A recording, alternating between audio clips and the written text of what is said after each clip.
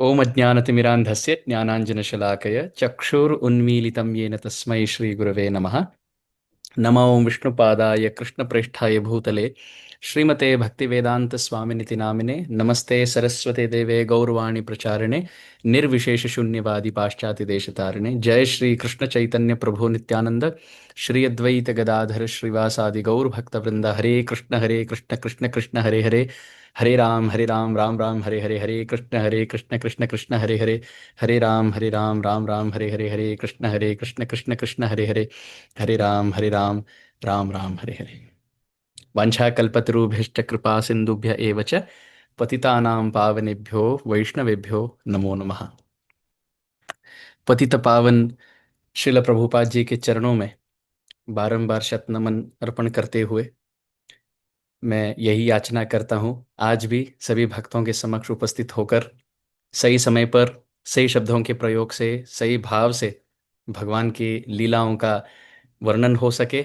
सभी वैष्णवी वृंद जो यहाँ उपस्थित हैं, आप सबके चरणों में पुनः इस दास का प्रणाम। आप सब भी हमें रक्षित पोषित रखे। वाञ्छाकल्पतरुभ्यश्च कृपा सिंधुभ्य एव च पतितानां पावनेभ्यो वैष्णवेभ्यो नमो नमः। ग्रंथराज श्रीमद् भागवतम के विषय में कहा गया कि सर्व वेदांत सारम ही श्री भागवतिष्यते तद रसामृत तृप्तस्य न अन्यत्र स्यात् क्वचित। सभी वेदांतों का, सभी ज्ञान का, सभी तत्व रस भंडार का यदि एक निचोड़, एक सार प्रस्तुति की जाए, वही ये श्रीमद् भागवत है। भगवान व्यासदेव के सभी ग्रंथ रचनाओं में, सभी ग्रंथ संकलनों में ये चूड़ामणि है, ये ग्रंथ शिरोमणि है। और इसका यदि कोई रसपान करे, तद रस अमृत तृप्तस्य, श्रीमद् भागवत के लीला कथा का यदि कोई रसपान करे तो न अन्यत्र स्यात् रति क्वचित, कहीं मन नहीं लग सकता, कहीं तृप्ति हो नहीं सकती। क्योंकि महाराज जी जैसे कह रहे थे, भागवत विशेष करके दशम स्कंद की जो कृष्ण लीला है, उसमें भी पूर्वार्ध जो ब्रज लीला है, इसमें जो भक्तों को महाराज जी ने शब्द प्रयोग किया चस्का इसमें जो भक्तों को चस्का लगता है, ये लीला माधुरी, ये सौंदर्य, ये अद्भुत चमत्कार, ये कोई और अन्य ग्रंथ में, कोई अन्य पाठ में और कहीं पाया नहीं जा सकता। ये अतुल्य है, अप्राकृत है, दिव्य है, शाश्वत है। और हृदय को पूर्णतया, जिस प्रकार हम एक मरुभूमि में रेंगते हुए चलने वाले कीड़े हैं, कलिकाल में बद्ध अवस्था में इस भौतिक संसार में सुख ढूंढ रहे हैं, हम मानो कृमि हैं, हम कीड़े हैं जो मरुभूमि में, डेजर्ट में एक जल बूंद, एक बिंदु जल का हम याचना कर रहे हैं, भीख मांग रहे हैं, अभिलाषा रखते हैं, उसी प्रकार सुख ढूंढ रहे हैं। परंतु श्रीमद् भागवत महापुराण ये असमान ऊर्ध्व माधुर्य तरंगामृत वारिधि स्थावर जंगमोल्लासी रूपो गोपेंद्र नंदन, श्री रूप गोस्वामी पाद ने लिखा कि भगवान श्री कृष्ण की लीला माधुरी, रूप माधुरी, वेणु माधुरी और प्रेम माधुरी, लीला प्रेमणा प्रियाधिक्यम माधुर्य वेणु रूपयो इति असाधारणम प्रोक्तम गोविंदस्य चतुष्टयम। ये चार बातें मानो एक नदी नहीं, एक तालाब नहीं, परंतु करोड़ों समुद्रों को डुबाने की सामर्थ्य रखने वाली ये माधुरियां हैं।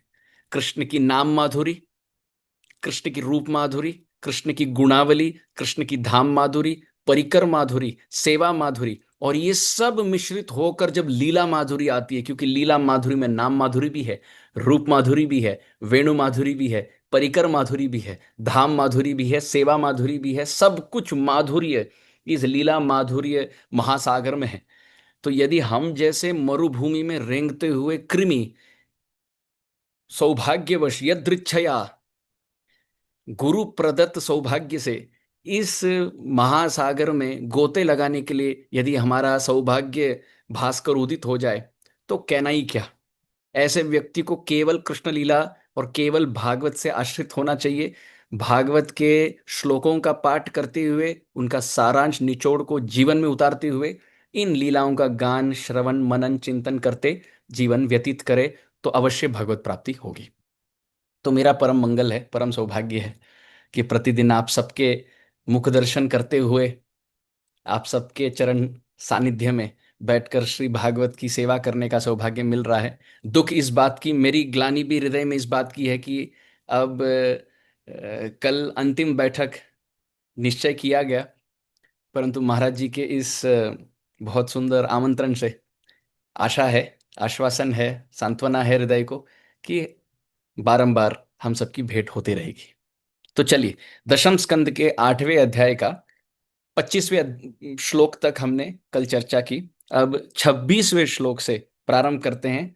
अब विषयांतर हो रहा है, प्रकरण बदल रहा है, क्योंकि पहले ठाकुर जी की नामकरण संस्कार, नामकरण लीला, उसके बाद घुटमन चलने की लीला, रेंगने की लीला, और आज से चलने की, दौड़ने की और नवनीत तस्करी की लीला, माखन चोरी की लीला, जो कृष्ण लीला के वात्सल्य बाल गोपाल लीला में मानो शिखर है, मानो सर्वोच्च है। जब ठाकुर जी चलते हैं, दौड़ते हैं, झूठ बोलते हैं, चोरी करते हैं, दूसरों के घर में बिन बुलाए चले जाते हैं वो सब लीलाओं का आज यदि हरि चाहे तो वर्णन होगा। चलिए 26वें श्लोक से। कालेनाल्पेन राजर्षे रामः कृष्णश्च गोकुले अघृष्टजानुभिः पद्भिः विचक्रमतु अंजसा। तो अल्पेन कालेन, कुछ समय के बाद, हे राजर्षे, हे महाराज परीक्षित, सुखदेव जी कह रहे हैं कि राम और कृष्ण, राम माने बलराम और कृष्ण। अभी देखिए, नाम भी ऐसे रखा, कृष्ण फिर बलराम बोला जा सकता था, परंतु जो ज्येष्ठ भ्राता है उनको सम्मान आदर देते हुए उनका नाम पहले रखा गया, राम और फिर कृष्ण। च गोकुले, गोकुल में ये दोनों भाई हरि हलधर की जोड़ी, हरि हैं एक पक्ष में और दूसरे हलधर हैं, हरि हलधर की जोड़ी, ये दोनों गोकुल में अघृष्ट जानुभी, जानुभी कहते हैं घुटनों को, और घृष्ट कहते हैं रेंगना, घसीटना, और माने नहीं। तो अघृष्ट जानुभी, बिना अपने घुटनों को टेकते हुए, बिना अपने घुटनों को घसीटते हुए, मानो पद भी अपने चरणों पे, चरणों के बल पर, विचक्रमतु अंजसा, बहुत सुंदर स्वच्छंद विशेष क्रीड़ा करने लगे। इसका अर्थ है खड़े होना, एक एक कदम लेना, छलांग लगाना, दौड़ना, खेलना, कूदना, ये सब विचक्रमतु शब्द से आ गया। और अंजसा अथवा ओजसा, जल्दी जल्दी करने लगे, जल्दी जल्दी बड़े होने लगे, जल्दी जल्दी भागने लगे, और श्रमम विना, बिना कोई थकावट के दिन भर कृष्ण और बलराम भाग रहे हैं। पहले तो रेंग रहे थे, अब छोटे छोटे कदम, बड़े बड़े कदम हो गए। श्रीपाद सनातन गोस्वामी जी लिखते हैं कि बड़ी सामर्थ आ गई उनके चरणों में। पदभी शब्द बहुवचन में प्रयोग हुआ। वैसे संस्कृत में एक वचन है और फिर द्विवचन है और फिर बहुवचन। अंग्रेजी में देखा जाए सिंगुलर और प्लूरल, मानो एक वचन और बहुवचन, द्विवचन का कॉन्सेप्ट ही नहीं है। परंतु संस्कृत में एक वचन है एक के लिए, द्विवचन है दो के लिए, और बहुवचन है दो से आगे, मानो तीन के आगे। यहां पदवी शब्द बहुवचन में प्रयोग हुआ। श्रीपाद सनातन गोस्वामी जी लिखते हैं यदि चरण और हाथ की यदि बात की जाए तो द्विवचन में प्रयोग होना चाहिए था, क्योंकि दो पैर हैं और दो हाथ। परंतु यहां कृष्ण के दो पैर और बलराम जी के दो पैर मिलाकर चार पैर हो गए, इसलिए बहुवचन में पदवी शब्द प्रयोग हुआ। इससे अर्थ ऐसा बनता है कि हमारे चित्तरूपी गोकुल में स्मरण कल्पना करने योग्य है कि ये दोनों पैर साथ साथ चल रहे हैं, इसलिए बहुवचन में प्रयोग हो रहा है। दोनों हाथ धरे हैं, लाला और दाऊजी हाथ धर के चल रहे हैं कि हाथ छोड़ देंगे तो दोनों गिर जाएंगे दोनों एक दूसरे के हाथ धरे हैं, कई बार कंधे हाथ डालकर चल रहे हैं, गलविया लगाकर चल रहे हैं। तो दो दो हरि और हलदर के दो दो पैर, मानो चार साथ में चल रहे हैं, इसलिए पद भी ऐसे बहुवचन में प्रयोग हुआ। श्रीपाद वल्लभाचार्य जी ने अपने सुबोधनी टीका में लिखा, बहुत अद्भुत बात, विशेषेण चक्रमतुः, इस शब्द पर व्याख्या करते हुए कहते हैं कृष्ण और बलराम केवल घुटमन से खड़े होकर चलना ही नहीं, वो छलांग छलांग लगा लगा कर चलते थे, क्योंकि ये एक नई बात सीखी। कि चलना तो एक है, एक तो फिर चलना तो एक एक छोटे छोटे कदम हो गए, परंतु यदि छलांग लगाया जाए तो एक ही छलांग में तुम्हें 4 कदम आगे जाने का फल मिलता है। तो वल्लभाचार्य जी ने लिखा कि कृष्ण और बलराम टेढ़े मेढ़े चलते थे और कई बार पीछे की ओर चलते हैं, कभी आगे छलांग लगाते हैं, मानो भिन्न भिन्न प्रकार की लीलाएं प्रारंभ हो गई। यहाँ पे कृष्ण शब्द से श्रीपाद सनातन गोस्वामी जी लिखे हैं, बात ये स्पष्ट होता है कि चित्त आकर्षक है कृष्ण। कृष्ण शब्द का अर्थ क्या है? कृष्ण माने आकर्षण। यहाँ पे शब्द हरि भी हो सकता था, राम हरिश्च गोकुले। जैसे अगर श्लोक ऐसे होता था, काले नाल्पेन राजर्षे रामो हरिश्च गोकुले, फिर भी ठीक होता। परंतु कृष्ण शब्द में क्या है? हरि शब्द में अपहरण है, चित्त अपहरण करने वाला। परंतु कृष्ण शब्द में केवल अपहरण ही नहीं, आकर्षक कृष्ण, चुंबक हैं कृष्ण। मानो सबके सभी इंद्रियां हरण तो कर लिए और वो चित्त, अब इंद्रियां और चित्त केवल ठाकुर के चितवन में ही चिपक गए, मानो ऐसे लिपटाकर चिपक गए। इसलिए शब्द कृष्ण शब्द से श्रीपाद सनातन गोस्वामी जी ने लिखा कि इतनी सुंदर बाल्य लीला मनोहरम गोपाल उदार चरितम, कि ठाकुर जी की बाल्य लीला, हाय हाय हाय, इतने सुकोमल, इतना मधुर कि इस पर न जाने कितने कृष्ण भक्त न्योछावर हुए हैं। एक एक श्लोक पर बलिहारी है। एक एक श्लोक भागवत की बलिहारी, विशेष करके बाल्य लीला की जो श्लोक हैं, इस पे कई आचार्यों ने बहुत सुंदर सुंदर उत्प्रेक्षाएं लिखी, बहुत अद्भुत बातें लिखी। जैसे कि भगवान के चलने के लीला में अथवा दौड़ने के लीला में कहा गया, इस संदर्भ में हमारे आचार्यों ने लिखा कि ठाकुर जी जब चलने प्रारंभ किए तो एक विशेष बात हुई। बात यह है कि मैया तो, अब तक जब घुटमन चलते थे तो मैया कौपिन धारण नहीं की ठाकुर जी को। ठाकुर जी को केवल ऊपर से मानो एक धोती पहनाकर छुड़वा देती थी। तो रेंगते रेंगते कई बार लाला कहीं और धोती कहीं और फिर ब्रजवासियों के लिए तो ये कोई मतलब आश्चर्य बात नहीं, क्योंकि हर बच्चा, गांव का बच्चा इतने छोटे अवस्था में कहाँ लंगोट पहने, कहाँ कौपिन पहने। पर ठाकुर जी जब अब थोड़े बड़े हो गए, काले न अल्पे न, चलने की अवस्था हो गई, दौड़ने की अवस्था हो गई, तो मैया यशोदा ने कौपिन धारण लाला को पहनाना प्रारंभ किया, लंगोट पहनाना प्रारंभ किया। तो हमारे आचार्य इस संदर्भ में लिखते हैं कि मात्रा संपरिधापिताम सुकुतुकम श्रद्धालुता चेतसा पीतम चारुकटी तटी समुचिताम श्लक्ष्णाति सूक्ष्मम धतिम सानभ्यास वशाद उपद्रव करी त्याक्रांत दीनानना पाणिभ्याम अपसारयन अतितरा मातु मुदे वर्तता। हमारे आचार्य लिखते हैं कि मैया ने जब लाला के लिए कौपिन बांधने का प्रयास किया तो ये लंगोट बनाने के लिए बहुत सुंदर, सूक्ष्म और सुकोमल वस्त्र को चयन किया। वो पीत वस्त्र का था, बाहर की धोती भी पीत वस्त्र की और अंदर की लंगोट भी पीत वस्त्र की। तो अंदर आचार्य चरण वर्णन करते हैं, बहुत सुकोमल, बहुत सूक्ष्म और ऐसा वस्त्र कि शरीर को बिल्कुल कोई चोट ना पहुंचे, एकदम सुकोमल। और उसको काट कर मैया ने 2 अंश बनाए, और एक तो कटिबद्ध चली गई और एक पैरों से चली गई।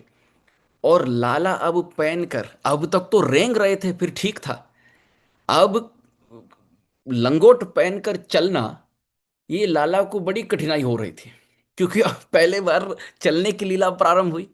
तो आचार्य चरण लिखते हैं 2 4 6 कदम क्या लाला चलने लगे, रोने लगे, खूब रोने लगे, खूब रोने लगे।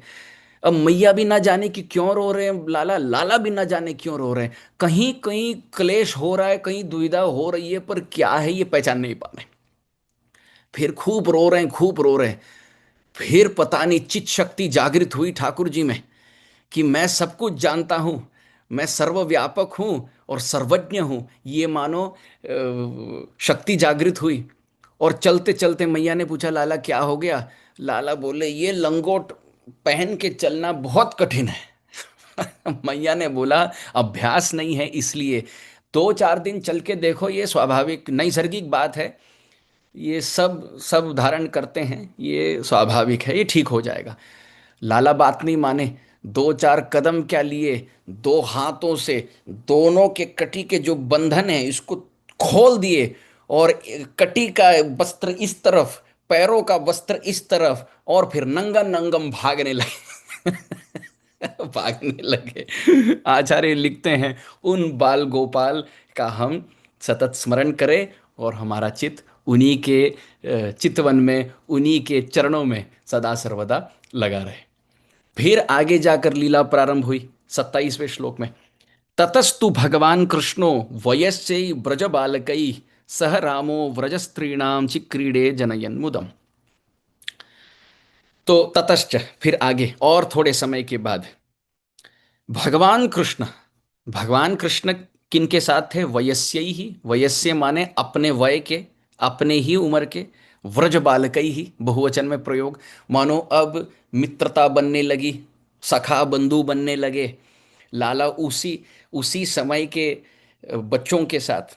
इस पर बहुत सुंदर बात श्रीपाद जीव गोस्वामी पाद ने लिखा अपने लघु वैष्णव तोषणी में, कि भगवान के मित्र भी बड़े प्यारे। बड़े प्यारे, सब एक ही उम्र के थे, सबकी पृष्ठभूमि कथा एक समान, सब एक ही गांव के थे, मानो सब एक ही जाति के हैं, और साथ साथ सब की वेशभूषा भी एक समान, सब उसी प्रकार अलंकार धारण करते थे, उसी प्रकार वस्त्र धारण करते थे, उसी प्रकार चंदन के लेप धारण करते थे, और सबका ध्येय, सबका मन का मानो मनोभाव, सबका लक्ष्य, और सबकी सोच विचार करने की शैली सब एक समान, सबकी बोली भी एक समान, सबके गुण भी एक समान, और साथ साथ सब जिन प्रकार की क्रीड़ा खेलना चाह रहे थे, उत्सुकता थी, वो सब एक समान। तो ये सब वयस्से ही व्रज बालक ही, इस शब्द की व्याख्या श्री जीव गोस्वामी पाद ने किया। भगवान ने ऐसे लोगों से मित्रता बना ली जो एक ही गांव के हैं, एक ही उम्र के हैं, सबकी पृष्ठभूमि एक समान है, सबकी गुण भी एक समान है, चोरी करे तो भी किन्हीं को बुरा ना लगे उसमें। यदि कोई ब्राह्मण के साथ तुमने मित्रता बना ली, तो ब्राह्मण तो कहेगा हाय हाय, दूसरों के घर घर से चोरी करना ये तो पंच पाप से एक है। तो यदि ऐसा हो, तो वात्सल्यमय नवनीत तस्करी लीला में बाधा पड़ेगी, खंडन होगा। तो इस खंडन को मंडन करने के लिए ठाकुर जी ने कोई ब्राह्मण के साथ मित्रता की नहीं। केवल हमारे मधुमंगल जी हैं, मधुमंगल जी तो चोरी करना पसंद नहीं करते थे, परंतु चोरी करके जो पदार्थ मिलती है उसमें बड़ी लालसा थी। बड़ी लालसा, दूध दही माखन मिश्री, इन भिन्न भिन्न प्रकार के स्वादिष्ट व्यंजन को चखने के लिए सदा लालायित। वैसे ब्राह्मण की परिभाषा भी दी गई, ब्राह्मणों मोदक प्रिय। ब्राह्मण वो है जिसको अपने रसना पर, अपने जिह्वा पर मिठाई खाने की बड़ी आतुरता हो। ये मानो एक व्यंग है, ये कटाक्ष है। ब्राह्मण के प्रमुख गुण वैसे नहीं है, तितिक्षा, आर्जवम, दीनता, विनम्रता, शास्त्र स्वाध्याय, और भगवान में परानिष्ठा, ये सब मुख्य गुण है, और गौण लक्षण ये सब है। परंतु कई बार हास परिहास में बात कहेगी कि ब्राह्मणों मोदक प्रिय, ब्राह्मण वो है जिनको पाना बड़ा पसंद है। तो मधुमंगल जी चोरी करना तो नहीं जानते थे, अथवा चोरी करने की अनुमति नहीं देते थे, परंतु चोरी करके जो पदार्थ प्राप्य है इसमें बड़ी इच्छा थी, बड़ी लालसा। तो आशीर्वाद देते थे, हम तो आएंगे नहीं चोरी करने, परंतु आपकी चोरी, आपकी तस्करी सफलता को प्राप्त हो, ये ब्राह्मण का आप सबको आशीर्वाद है। तो ततस्तु भगवान कृष्ण। अच्छा, यहां पे भगवान शब्द क्यों प्रयोग हुआ? भगवान का यदि अर्थ सोचा जाए तो ये आता है कि ऐश्वर्य से समग्रस्य वीर्य से यशस श्रिय, अर्थात जो बलवान हैं, जो बुद्धिशाली हैं, जो बड़े यशस्वी हैं, इत्यादि इत्यादि। परंतु ये गुण नहीं है यहाँ।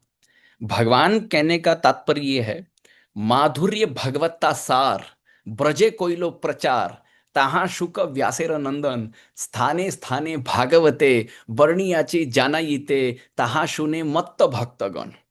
श्री कृष्णदास कविराज गोस्वामी पाद ने चैतन्य चरितामृत में बड़ी सुंदर व्याख्या की कि भगवान का सार निचोड़ उनका माधुर्य लीला है। माधुर्य लीला माने केवल निकुंज की लीला नहीं, ये सब भी मधुरता की लीला है।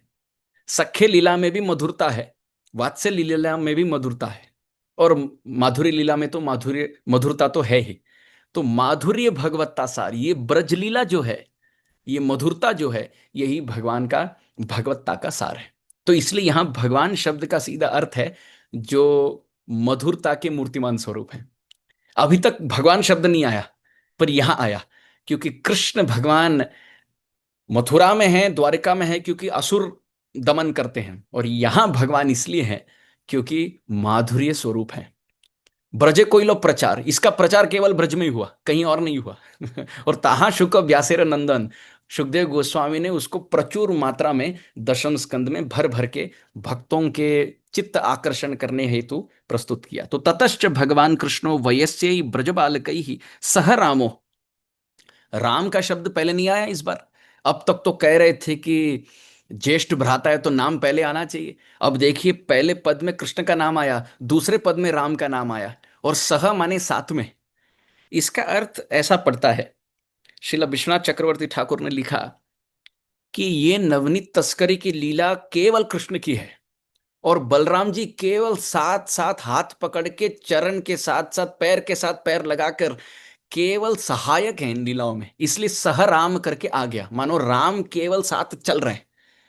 परंतु भगवान कृष्णो वयस्य ही ब्रज बालक ही, ये पूरी योजना बनाते हैं ठाकुर जी, मधुरता का प्रचार करते हैं ठाकुर जी, और साथ में जो बालक हैं सब हाँ में हाँ मिलाकर ताली में ताली बजाते हैं, और बलराम जी केवल मानो सहायक हैं, इसलिए सह रामो। और व्रजस्त्रीणाम ची क्रीड़े जनयन मुदम, ठाकुर जी बड़ी सुंदर लीला करते थे। नवनीत तस्करी की लीला, झूठ बोलने की लीला, किन्हीं के घर में घुस जाने की लीला, वहां के बछड़ों को बिना समय छुड़वा देने की लीला। किन्हीं के घर जाते थे ठाकुर जी, बछड़े को खोलने का समय होता था। एक बार माँ जो गौ माता है, उसका दूध पाया जाए ब्रजवासियों के लिए, फिर बछड़ों को छोड़ दो, फिर वो पी लेंगे अपनी माँ का दूध। परंतु लाला क्या करते थे, पहले ही जाकर बछड़ों को खुलवा देते थे। तो बछड़े जाकर वैसे भूखे प्यासे हैं, अब माँ के थन से जाए जितने दूध पी लो, गौ माता तो अपने बछड़े को देखकर द्रवीभूत होती है, और बच्चा तो सदा सर्वदा पीने के लिए लालायित है। तो सब दूध बछड़े पी गए। अब ब्रजवासी जन जाकर थन से दूध निकालने का प्रयास करते हैं तो सब खाली खाली, किसी के हाथ कुछ लग नहीं रहा। श्रीपाद वल्लभाचार्य महाप्रभु ने बड़ी मीठी व्याख्या की इस पर। कहते हैं कि लाला तो वैसे हैं ही मुकुंद, मुकुंद की परिभाषा यही है जो मुक्ति प्रदाता हो। भगवान मुक्ति सबको देते हैं, और जिस कार्य को तुम बार बार करते रहो उसमें तुम प्रशस्त हो जाओगे, उसमें तुम निपुणता और कुशलता को प्राप्त करोगे। तो कृष्ण ने न जाने कितने लाखों करोड़ों हम जैसे बछड़ों को इस भव संसार के बंधन से मुक्त करा दिया, तो बड़े निपुण हो गए। और ऐसा नहीं कि जब हमारे हम सबको खुलवाने का समय आया तब मुक्त किया ना, उनकी बड़ी कृपा है, समय से पहले ही हम सबको मुक्त करा दिया। जब समय उचित हो और खुलवा दें, उसमें कृपा क्या है? उसमें तो कृपा कोई है ही नहीं। यदि मुक्त होने की योग्यता हो और कोई मुक्त हो जाए तो इसमें कोई कृपा और करुणा की बात ही नहीं। पर यदि मुक्ति बड़ी दूर यात्रा हो और तत्क्षण ठाकुर जी दे दें, यही है कृपा, यही है करुणा।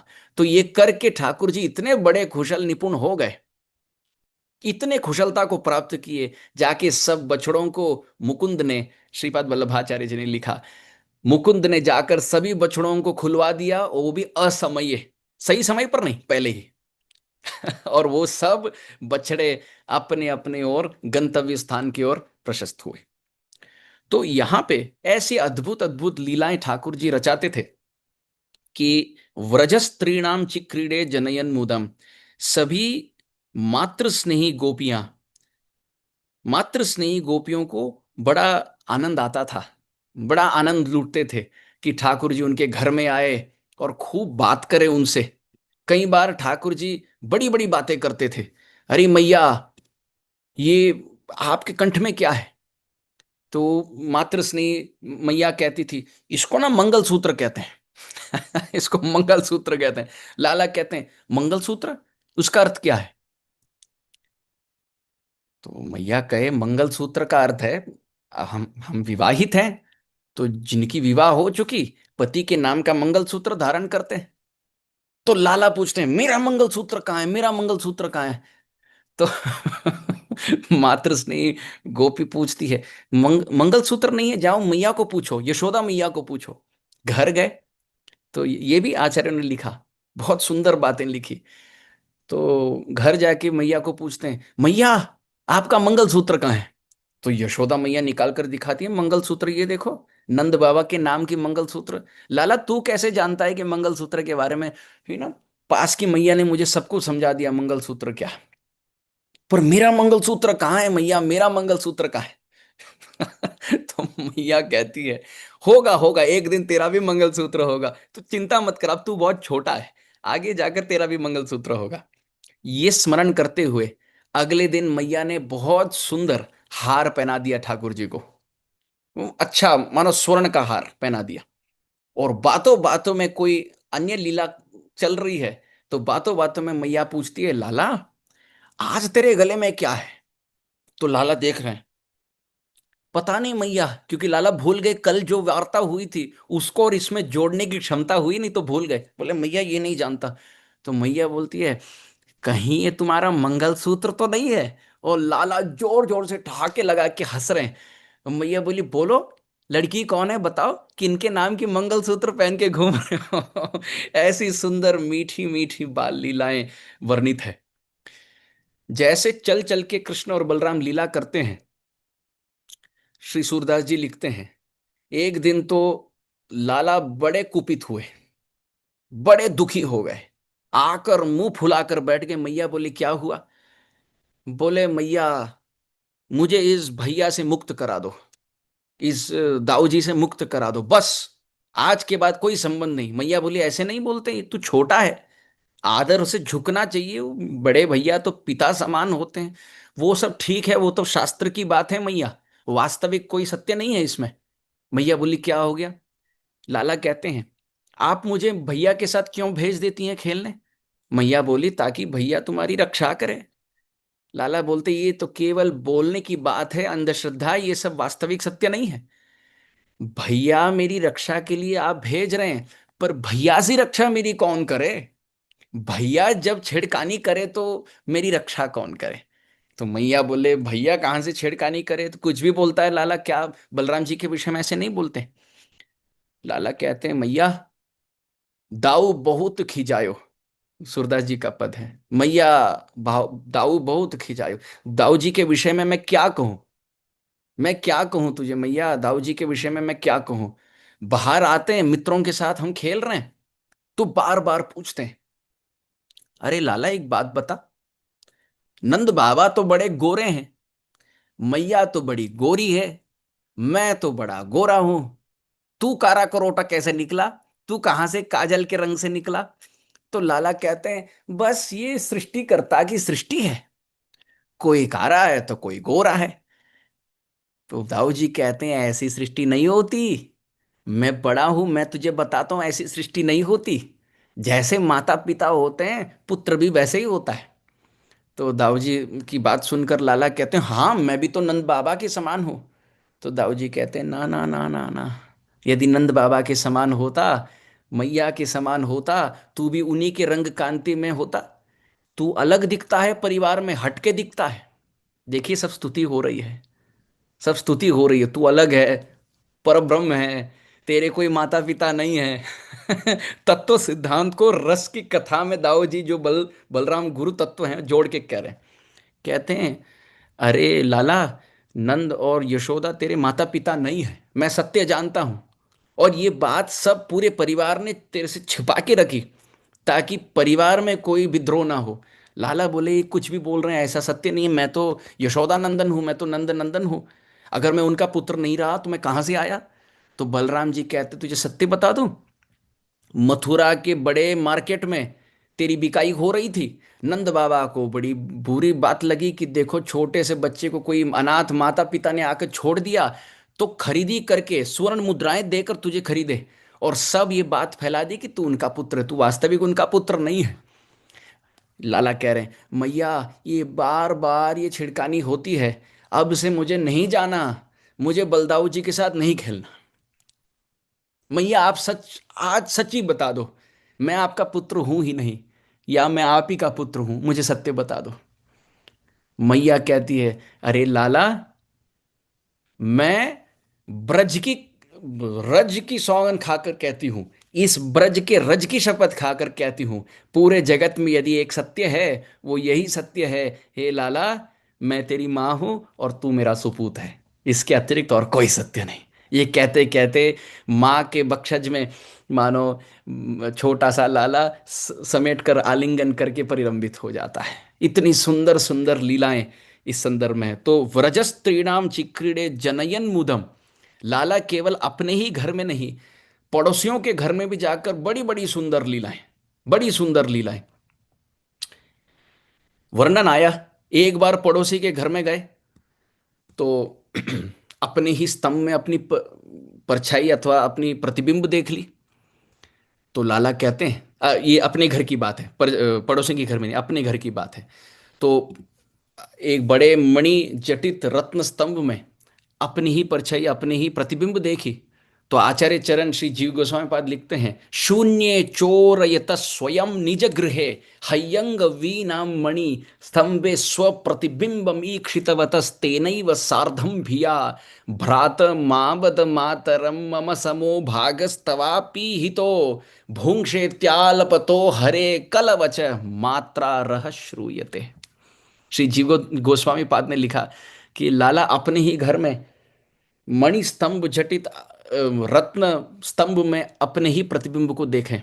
और ये पहले बार है जब लाला प्रयास कर रहे हैं चोरी करने की। अब तक चोरी का प्रयास किए नहीं, ये पहले बार चोरी चोरी का पहला प्रयास। वहां जाकर देखे तो मटका रखा है, माखन मिश्री, बहुत सुंदर नवनीत का माखन मटका रखा है, उसी के पास में स्तंभ है। अपनी परछाई, अपनी प्रतिबिंब देखकर लाला कहते हैं, अरे अरे अरे अरे, कहीं तो चौकीदार को रख दिया यहाँ मैया ने। ये चौकीदार कौन है? अरे हे भ्रात, हाथ जोड़कर कहते हैं, अरे भ्रात, मैं यहाँ चोरी करने नहीं आया हूं, मैं बस देख रहा हूं कि क्या चल रहा है घर में। तुम जाकर मैया को ये मत बताना कि मैं चोर हूं। पर भूख भी लगी है, हृदय की भी भूख और जिह्वा की भी भूख। फिर मटके के पास गए, फिर अपने ही प्रतिबिंब से कहते हैं, अच्छा अच्छा, मैं थोड़ा ही लूंगा, बस ज्यादा नहीं, मटका पूरा खाली करने का इरादा नहीं, बस मैं थोड़ा सा लूंगा। फिर भी ये जो कह रहे हैं प्रतिबिंब भी वही प्रतिबिंबित कर रहा है, वही बोल रहा है, प्रतिघोषित कर रहा है। तो सुनकर लाला कहते हैं, तुम भी लोगे थोड़ा, आधा आधा बंटवारे करके पालें, मैं एक भाग और तुम एक भाग। अच्छा चलो, तुम दो भाग ले लो, मैं एक भाग लूंगा, बस ये बात को हम दोनों के बीच में रखना, मैया को मत बताना, मैया को बताने पर कान मरोड़ देगी, मैया को मत बताना। अब देखो तो ये प्रतिबिंब भी वही बात कह रहा है। तो लाला कहते हैं, चलो तुम पूरा ले लो बस, पर मुंह चुप रहना, किन्हीं को मत बताना, ये पहले बार है, मैं कान पकड़ लेता हूं, आइंदा कभी भी मैं चोरी नहीं करूंगा। कोई मुझे अनुभव नहीं चोरी करने का, कैसे चोरी की जाती ये भी मैं नहीं जानता। अरे तू मुझे क्षमा कर दे। देखो तो सामने से भी वही बात हो रही है। तो लाला को अब बड़ी गुस्सा, कुपित तो हुए, साथ साथ भूख भी लगी। पूरे मटके को लेकर बैठ गए, बोले जाए जो कहना है जाओ, चले जाओ, माता को कहो, नंद बाबा को कहो, अब मैं तुम्हें नहीं दूंगा। एक हाथ दो हाथ से मैं दे रहा था, बड़े भाव खाने वाले यहाँ चौकीदार, अब तुम्हें कुछ भी नहीं दूंगा, एक अंश नहीं दूंगा। लेके फिर पाने लगे। फिर बड़ी बात लगी, बुरी बात लगी कि तुमने ऐसे बोल दिया। चलो एक हाथ से लेकर अपने ही प्रतिबिंब को खिलाने का प्रयास कर रहे हैं, वो तो पा नहीं रहा। वो मणि स्तंभ से मानो ऐसे टपक टपक कर एक एक नवनीत का बूंद गिर रहा है। मैया पीछे से खड़े होकर देख रही है। और फिर इसके बाद मैया ने पूछा, लाला क्या कर रहा है, क्या हो गया? इस पर लाला की बात देखो, मातक एष नवनीतम इदम त्वदीयम लोभेन चोरयितुम अद्य गृहम प्रविष्टः मद वारणम न मनुते मयि रोष भाजी रोषम तनोतु नहीं मे नवनीत लोभा। लाला ने इतने सुंदर तरीके से मैया से कहा, मैया मैं आपको सत्य बात कहूं, हमारे घर में ना कोई बाहर का व्यक्ति आके बैठा है, मैंने देखा, बड़ा प्यारा दिखता है, छोटा सा है, पर बड़ा अकड़ू है, बात नहीं मानता। मैया ने बोला अच्छा बताओ और उसके विषय में वो क्या करने आया। लाला कहते हैं आपने इतने प्रयास करके यहाँ नवनीत बनाया मैया, मैंने देखा तुम्हें सुबह से शाम आप लगी थी सब कुछ लेप कर साफ करके, इतना आप मानो अपने करताल रूपी हाथ के कंकण के कीर्तन करते करते आपने सेवा की, और वो नवनीत को बाहर का व्यक्ति आके पा रहा है, ये अच्छी बात नहीं है। मैंने उसको रोकने का प्रयास किया, बड़ा अखड़ू है, बड़ा घमंडी, बात ही नहीं मानता, अभी भी है बैठा है मैया। मैंने बस पकड़ने के लिए प्रयास किया। मैया ने पूछा अच्छा पकड़ने का प्रयास किया तो तेरे हाथ में नवनीत कैसे लगा, तेरे हाथ में नवनीत कैसे लगा। मैया मैं आपको सत्य बात कहता हूं, मैं चोर नहीं हूं, मैं चोरी करने नहीं गया। अच्छा वो सब छोड़ लाला, मेरे को सिर्फ ये बता कि वो आदमी चोर है तो वो नवनीत चोरी करने आया, तो नवनीत तेरे हाथ में कैसी लगी, तो ये बस ये बता दे। आचार्य लिखते हैं इस पर, श्री कवि कर्णपुर जी लिखते हैं कि लाला ने कहा मैया इस ये आप ही की गलती है, ना उसकी गलती है ना मेरी गलती, ये आपकी गलती है। अच्छा मेरी गलती है, क्यों बता दे मेरे को, कैसी मेरी गलती। तो लाला कहते हैं आपने मेरे हाथ में पद्मराग मणि का कंकन लगा दिया। ये जो कंगन लगा दिया आपने, ये पद्मराग मणि का, इसको कहते हैं रेड रूबी, रेड रूबी। और ये ज्योतिष शास्त्र अनुसार मंगल ग्रह का प्रतीक है। और मंगल ग्रह बड़ा तेजस्वी है, बड़ा उसमें बड़ा तेज निकलता है, बड़ी गर्मी निकलती है, तो काफी तेजस्वी और प्रकाशमान ग्रह है। तो लाला कहते हैं आपने मेरे हाथ में ये पद्मराग मणि का कंगन लगा दिया, हाथ मेरा जलने लगा मैया, जलने लगा। और मैं सोच रहा था एक कहीं स्थान मिल जाए जहां पे मैं ये हाथ डुबा दूं और ये गर्मी से मुझे ठंडक राहत मिल जाए। फिर देखूं तो आपके नवनीत माखन मटकी का स्मरण हुआ। मैंने तो बस जाकर हाथ केवल रख दिया अंदर, ताकि ये पद्मराग मणि का कंगन के कारण जो गर्मी बढ़ गई, इससे मुझे ठंडक और राहत मिल जाए। ऐसे करते करते अद्भुत लीलाएं हैं। तो यहाँ पे ये सब लीलाएं यहाँ पे आचार्यों ने बांध दी। चलिए अब आगे। कृष्णस्य, ये 28वां श्लोक, कृष्णस्य गोप्यो रुचिरम वीक्ष्य कौमार चापलम शृण्वन्त्या किल तन्मातु इति होचु समागतः। आगे के 3 श्लोक भी मैं पढ़ लेता हूं, फिर सबकी व्याख्या साथ में हो। वत्सान मुंचन क्वचिद समये क्रोश संजात हासः स्थेयं स्वाद्यत्यथ दधिपय कल्पितै स्थेय योगैः मर्कान् भोक्ष्यन् विभजति सचेन नाति भाण्डं भिनत्ति द्रव्यालाभे स गृह कुपितो यात्युपक्रोश तोकान्। अब अगला श्लोक 30 और फिर 31 भी पढ़ लेते हैं। हस्ताग्राह्ये रचयति विधिम पीटको लूखलाध्यै छिद्रम यंतर निहित वयुनः शिक्य भाण्डेषु तद्वित् ध्वान्तागारे धृतमणिगणं स्वांगमर्थ प्रदीपम काले गोप्यो यर्हि गृहकृतेषु सुव्यग्रचित्ताः एवं धाष्ट्रान्युषति कुरुते मेहनादीनि वास्तौ स्थेयोपायैर्विरचितकृति सुप्रतीको यथास्ते इत्थं स्त्रीभिः सभयनयन श्रीमुखालोकिनीभिर्व्याख्यातार्था प्रहसति मुखी न्याह उपालब्धुमैच्छत्। गोपियां कहने लगी अरे यशोदे, हमने हमारे नेत्रों से जो देखा, जो सुख मिला, उसी सुख को आपके कर्णेंद्रियों तक पहुंचा रहे हैं। तो भिन्न भिन्न घर से भिन्न भिन्न मात्र स्नेही गोपी, वात्सल्यमयी गोपियां आकर यशोदा रानी से चर्चा कर रहे हैं लाला के बारे में।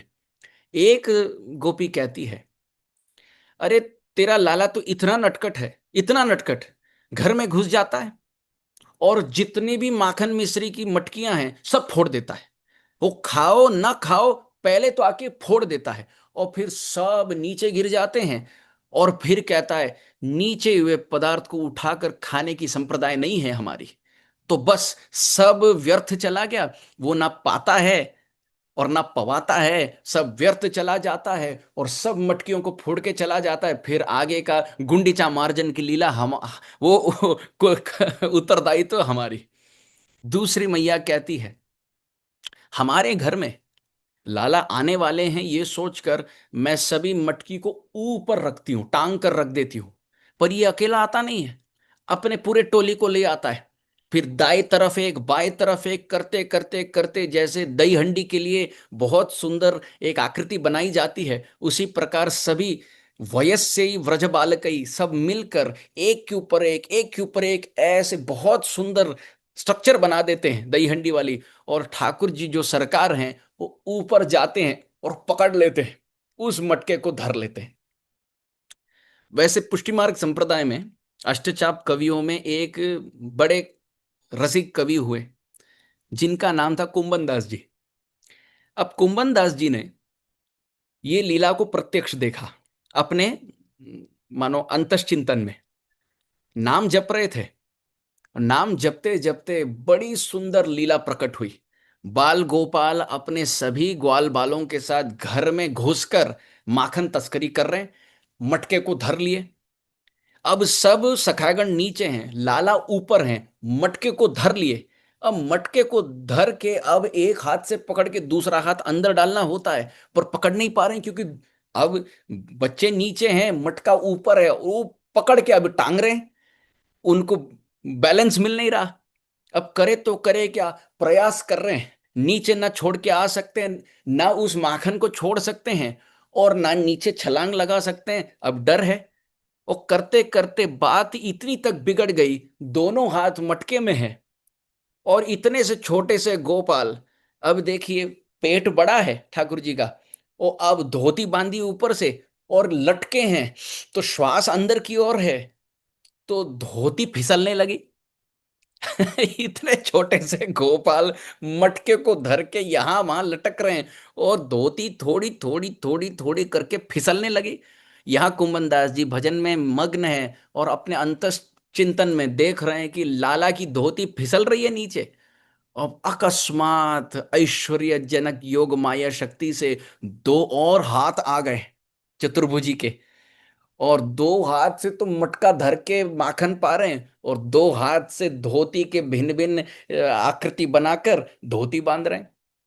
ये सोचे वाह, लीला बिहारी अद्भुत है, ना माखन छोड़ोगे ना धोती छोड़ोगे, अद्भुत है। ये ऐसे कृष्ण है जो चतुर्भुज कृष्ण है। तब कुंभन दास जी का जो पुत्र हुआ, उन पुत्र को नाम वो चतुर्दास जी रखे, चतुर्भुज दास जी, चतुर्भुज दास जी। वो ठाकुर जी वो कृष्ण जिनकी चार भुजाएं। तो ऐसे एक गोपी आकर कहती है हम तो ऊपर टांग के रखते हैं, पर ये आ जाते हैं अपने टोली के साथ और खड़े खड़े एक के ऊपर एक करके मटका फोड़ देते हैं, और माखन मिश्री पे मिश्री खा रहे हैं, माखन पा रहे हैं। कहीं दूध तोड़ मटकी तोड़ रहे हैं, तो कहीं दही की मटकी फूट रही है, कहीं घृत टूट रहा है, मानो घी का मटका। हर जगह पंचामृत पंचामृत अभिषेक चल रहा है, और ठाकुर जी खुद पा रहे हैं, दूसरों को पवा रहे हैं। दूसरी गोपी कहने लगी हमें उनके पाने से कोई दुविधा नहीं है, पर समस्या तो इस बात की है वो बुला बुला कर बंदरों को पवाते हैं। तो हमारे घर में केवल ठाकुर और उनके मित्र नहीं, पूरे घर में बंदर की टोली अब। और ठाकुर जी करते क्या, पहले पाते नहीं, पहले बंदरों को बुलाते हैं, और एक दो बंदर आ जाए तो कहते हैं अरे तुम अकेले आ गए, ले आ जाओ पूरे परिवार को। अपने पूरे परिवार को ले आ जाओ। सभी बंदर अपने बंदर की टोली के साथ पूरे सकुटुंब भगवान के इस नवनीत तस्करी लीला में सहयोगी बन गए। फिर ठाकुर जी क्या करते हैं, अपने ही हाथों से बंदर को पवा रहे हैं, एक बंदर को पवा रहे हैं, दूसरे बंदर को पवा रहे हैं। श्रीपाद वल्लभाचार्य जी लिखते हैं ये बंदर कौन है, ये वही बंदर हैं जो राम अवतार में श्री रामचंद्र के सहायक थे। रामलीला में जो रामचंद्र के सहायक बंदर थे, प्रभु रामचंद्र को लगा कि ये भक्त मेरे लिए पिछले युग में कितना बड़ा बलिदान दिए, कितना बड़ा समर्पण और त्याग, और इतना बड़ा इतनी बड़ी शरणागति के प्रतीक, मैंने तो इनके लिए कुछ भी नहीं दिया। इसलिए आज उस गोपी के घर में नवनीत तस्करी करके अपने कृतज्ञता को व्यक्त कर रहे हैं। उसी माखन को अपने कर कमल में लेकर एक एक बंदर को पवा रहे हैं, ये स्मरण करते हुए कि ये बंदर पिछले जन्म में राम अवतार में ये बंदर ये था, इसने ये सेवा की, ले ले दोनों हाथ से पाले। ले अपने परिवार को भी बुला, मैं सबको अपने हाथ से पवाऊंगा। यहाँ पे आचार्यों ने लिखा एक बहुत उत्कृष्ट बात, कि ठाकुर जी पवाते थे, बंदरों को पवाते थे, और इतना पवाते थे, इतना पवाते थे, तो एक समय बंदर थक कर हाथ जोड़कर कहता था, बस ठाकुर जी बस, अब पेट भर गया। और जब वो क्षण आ जाए, ठाकुर जी उस मटके को लेते थे और कहते थे, छी, ये कैसा नवनीत बना है, बंदर भी इसको पाने की इच्छुक नहीं है, छी, इसको मैं भला क्यों खाऊं खाऊं करके मटका फोड़ देते थे। कई बार तो मटके से नवनीत माखन लेकर जो बंदर को पवाते थे, एक दो बार के बाद बंदर कहता था अब नहीं।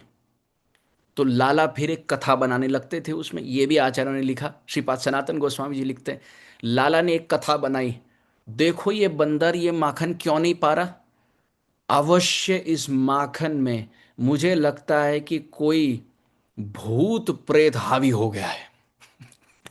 क्योंकि भूत प्रेत हावी होने पर अब ये माखन मिश्री नहीं रहा, ये विष परिवर्तित हो गया, इसीलिए तो ये बंदर की टोली पाने से नकारती है।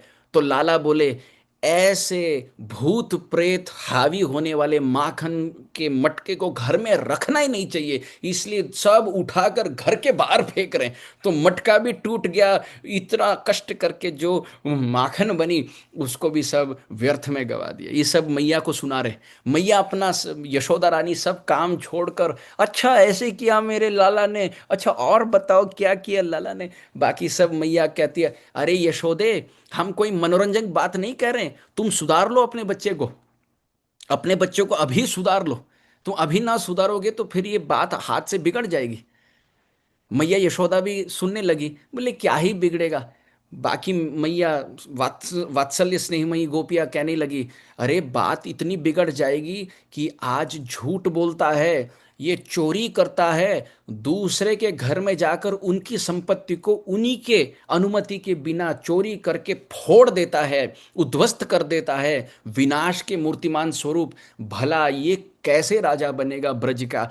और कौन अपने हृदय के श्रद्धा और विश्वास को इन ऐसे राजा के चरणों में समर्पित करे। और सबसे बड़ी बात तो, ब्रज का कोई गोप अपनी कन्या को तेरे लाला के साथ ब्याहेगा नहीं, तेरे लाला का शादी नहीं होगा, ब्याह ब्याह तो बिल्कुल नहीं होगा, क्योंकि ऐसा चरित्रवान पुत्र हो तो कौन गोप अपनी पुत्री का विवाह इनसे कराए। मैया यशोदा सोचने लगी, हाँ बात में तो दम है, अच्छा बताओ और क्या क्या कारनामे हैं और क्या क्या करतूत है। फिर दूसरी मातृस्नेही गोपी कहने लगी, अरे हमारे घर में तो ये तो हद हो गई, हद हो गई। मैंने माखन मिश्री को छिपा के रख दी, मैंने सभी मटकों को छिपा के रख दिया, और मैंने सभी दिया जो है घर में बुझा के रख दी, ताकि क्योंकि कोई प्रकाश नहीं, कोई विद्युत शक्ति नहीं, कोई इलेक्ट्रिसिटी नहीं। पर लाला करता क्या है, इतने स्वयं तेजस्वी आभरण आभूषण धारण करके आता है कि घर में आते आते ज्योति और प्रकाश। तो मैया कहती थी, ठीक है ठीक है, कल से यही दुविधा है ना, तो कल से मैं ये हार और केयूर और कंकन और बाजूबंद सब निकाल के रख दूंगी।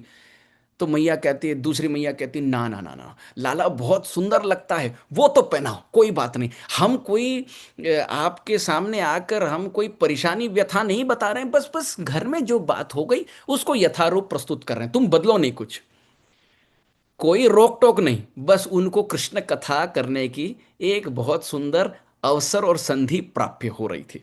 वहां न कोई कॉन्ग्रीगेशन है, ना कोई मंदिर है, न हरि कथा और हरि कीर्तन का अवसर है।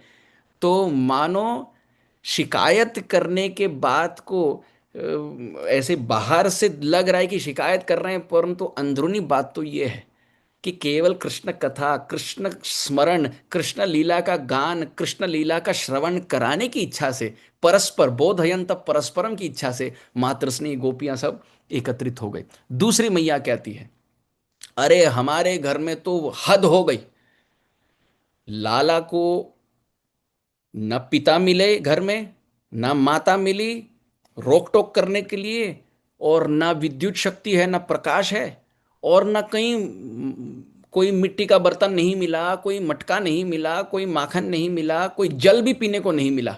लाला को बड़ा क्रोध आया, इतना क्रोध कि सीधा सोते हुए बच्चा जो दूसरे प्रकोष्ठ में, अंदर के कमरे में बच्चा सोया है, पलंग में सोया है, उस बच्चे को जाकर गाली देकर चिमटी काटकर रुला कर आता है। कहते हैं माता पिता करने वाले पाप को भुगतने वाले बच्चे होते हैं। कल से मैं आऊंगा, अपने माता पिता को कहना कि घर में खूब सारे मिठाई रखें, नहीं करोगे तो कल भी आकर चिमटी मार चिमटी लूंगा मैं। दूसरी मैया कहने लगी, अरे यशोदे, मेरे घर में तो सच्ची में हद हो गई। मेरे घर में बच्चा भी नहीं है, न मटकी है, न माखन है, न पति है, न पत्नी है, न उजाला है, न कुछ है, न बच्चा है। लाला इतने बेचैन हो गए, सीधा जाकर मंदिर की ओर चले गए और मंदिर के सोपान चढ़कर, क्रमशः चढ़कर, विष्णु की मूर्ति रखी थी, उस मूर्ति को पास में रख के बैठ गए। और वहां बैठकर, हे यशोदे, इसने मूत्र विसर्जन कर दिया। बोलो। भगवान विष्णु के देव मंदिर में जाकर मूत्र विसर्जन कर दिया। तो यशोदा रानी कहती है, बच्चा है, बच्चा अब नहीं करेगा तो कब करेगा।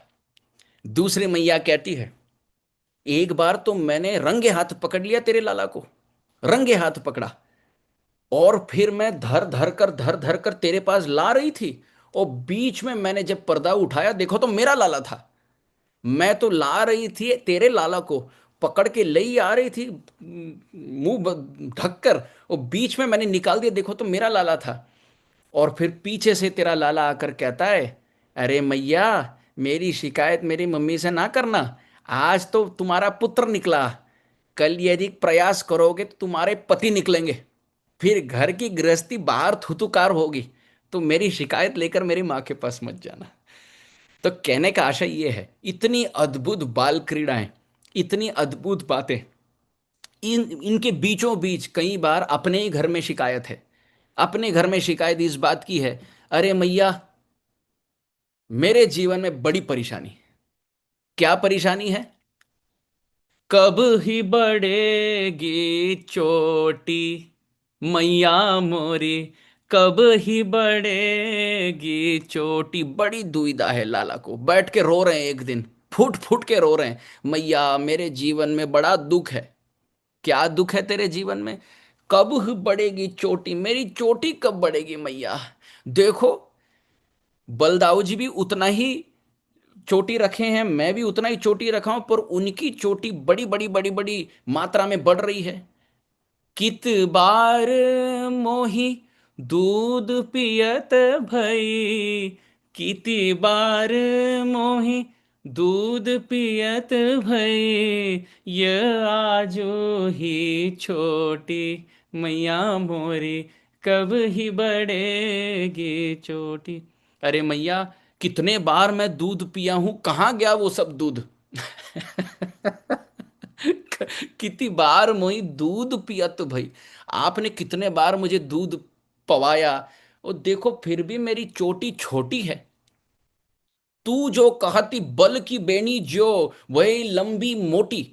बलदाऊ जी भी देखो, बलदाऊ जी की चोटी और मेरी चोटी एक ही समान रखी थी, पर उनकी चोटी तो बढ़ रही है, मेरी चोटी देखो मैया।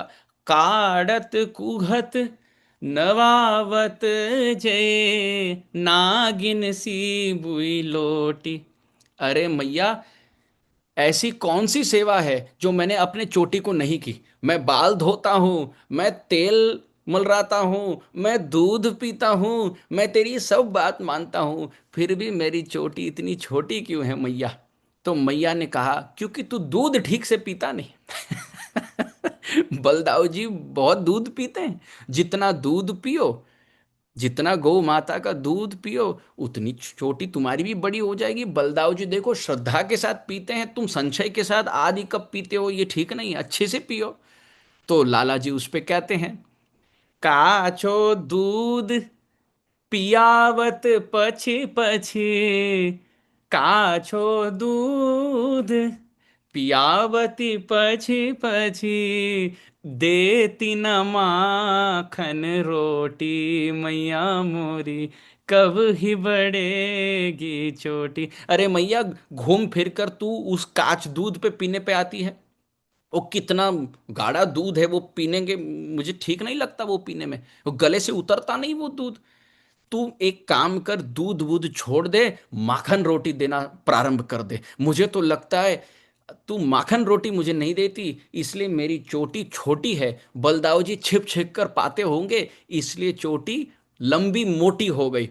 फिर सूरदास जी लिखते हैं, सूरज चिर जियो दो भैया, सूरज चिर जियो दो भैया, हरि हल धर की जोड़ी, मैया मोरी कब ही बढ़ेगी चोटी। सूरदास जी कहते हैं जब तक सूरज और चांद हो तब तक ये जोड़ी, हरि हलधर की जोड़ी, ऐसे ही सुखी और चिरंजीवी रहे, निरोगी रहे, अजर अमर रहे, ऐसे आशीर्वाद देते हैं।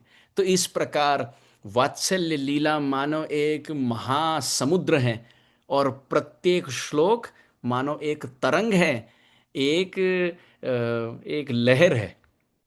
मैया यशोदा सब बातों को सुनती है, फिर भी लाला को नहीं डांटती। सुनने पर आप और हमारे जीवन के अनुभव में भी देखा जा सकता है कि जितना भगवान के संसर्ग हो, उनके विषय में पठन हो, उनके विषय में नाम जप हो, उनके विषय में श्रवण कीर्तन हो, उतना ही चित्त उनके चरणों में चिपक जाता है, आकृष्ट हो जाता है। तो मैया का तो कहना ही क्या, मैया का तो कहना ही क्या। नेमम विरिंचि न भवो न श्रीरप्यंग संशय, प्रसादम लेभिरे गोपी तत्प्राप विमुक्तिदात।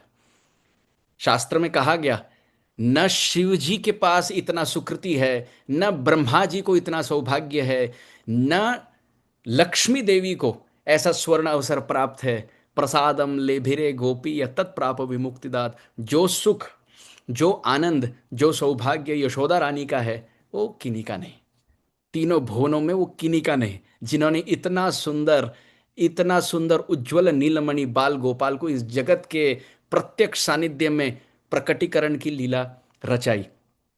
तो इस प्रकार वात्सल्य लीला की लीलाओं की श्रृंखला चलती रही। मैया यशोदा का चित्त दिन बर दिन और आकृष्ट हुआ। उनको गुस्सा नहीं आया, लाला ये सब लीला क्यों कर रहे हैं। दो बातें कहकर मैं वाणी को विराम दूंगा। आज मुझे पता है समय हो गया है, आप सबकी अनुमति हो तो दो बातें कहना चाहूंगा। मैया यशोदा मानो बाल गोपाल, इनकी बड़ी इच्छा थी कि मैं वो रस चखूं जो मुझे सुलभता से प्राप्य नहीं है। कौन सा रस? मेरी मां मुझे डांटे। मुझे कोई भक्त डांटता नहीं। इस जगत में सब डर के मारे दंडवत देते हैं, नरक ना जाए इसलिए भजन करते हैं। कई बार मेरा कर्तव्य है, मैं मानव हूं इसलिए भजन करते हैं, अथवा भगवान का भजन करो तो भोग इच्छा की पूर्ति होती है इसलिए करते हैं। परंतु इतनी प्रेम के निर्मल पराकाष्ठा को पहुंचकर, निस्वार्थता की परिपक्वता को प्राप्त करके, वो कौन सा भक्त होगा मैया यशोदा के अतिरिक्त, जो मेरे कान को मरोड़कर मुझे ही डांटे, मुझे फटकारे, लालन पालन और ताड़न की लीला का रस मैं भी अनुभव करूं। भगवान हो तो क्या हुआ, मैं भगवत्ता नहीं चाहता। मैं बच्चा होकर अपने माँ के हाथ से डांट फटकार सुनना चाहता हूं। इसीलिए लाला ये सब कर रहे थे, ताकि ये सब मैया जाकर मैया को कहे और यशोदा रानी का हृदय अब कुपित हो जाए और फिर वो रस चखने मिले। पर ये असफलता हुई।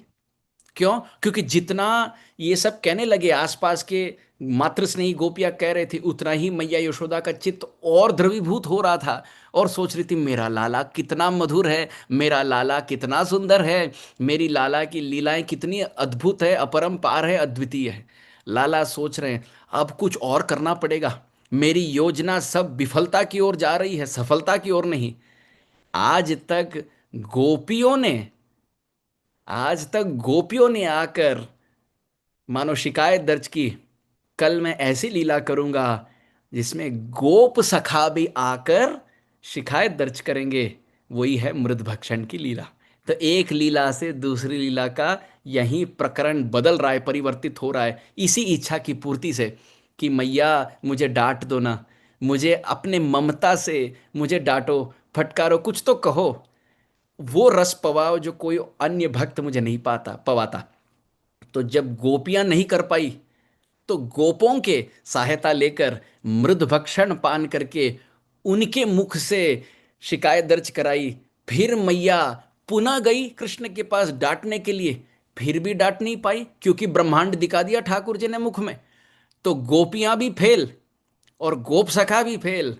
इसीलिए तो 9वें अध्याय में ठाकुर जी ने अपने ही घर में वो सभी लीलाओं की पराकाष्ठ लीला कर दी, और मैया ने उस दामोदर लीला में, उस दाम बंधन लीला में लाला को वो रस पवा दिया जहां नित्य मुक्त प्रभु जो हमको मुक्त करते हैं मैया के प्रेम पाश में बंध गए। तो इसलिए 8वें और 9वें अध्याय में ये अद्भुत बात है। अंतिम बात ये कहूंगा, हम सबके लिए सीख इसमें ये मिलती है, चाहे जीवन में जो हो जाए इस सब को कृष्ण की लीला ही देखना चाहिए। घर में यदि माखन बने अथवा माखन की मटकी टूटे, इन दोनों में कृष्ण का ही हाथ देखने की सामर्थ्य, कृष्ण के हाथ को देखने की दृष्टि होनी चाहिए। जब घर में माखन मैया बनाती थी, मातृस्नेही पड़ोस की मैया, तो इसी भाव से बनाती थी, हे विष्णु, मैं जो बना रही हूं यदि ये स्वादिष्ट है तो इसकी सार्थकता इसी में हो कि यशोदा का सुपूत आकर ये पावे। तो सब प्रार्थना करती थी कि लाला मेरे घर में प्रवेश करे। लाला आए और पाए तो भी सुंदर, और आकर पाकर मटकी भी फोड़े तो भी सुंदर। तो हमारे जीवन में संपत्ति हो या विपत्ति हो, इसको कृष्ण का ही हाथ देखना चाहिए, कृष्ण की ही लीला देखनी चाहिए। इस प्रकार जैसे मातृस्नेही गोपियों ने सब कार्य करते हुए, अपने नवनीत की लीला करते हुए भी यही प्रार्थना की कि लाला आए और इसको चखे, तो उसी प्रकार हम हमारे व्यवसाय, हमारे धंधा, हमारे कर्तव्यों को निभाते निभाते, बीच बीच में ठाकुर जी का स्मरण करते करते उन सभी कर्तव्यों को ठाकुर जी के चरणों में सेवा के भाव में यदि अर्पित किया जाए, तो ठाकुर भी हमारे घर में आकर उन सभी लीलाओं का एक अंश, उन सभी वस्तुओं का, उन सभी सेवाओं का अंश वो स्वयं स्वीकारेंगे और हमारा जीवन भी धन्य हो जाएगा। तो वाणी यहीं विराम देंगे, और कल अंतिम दिन है।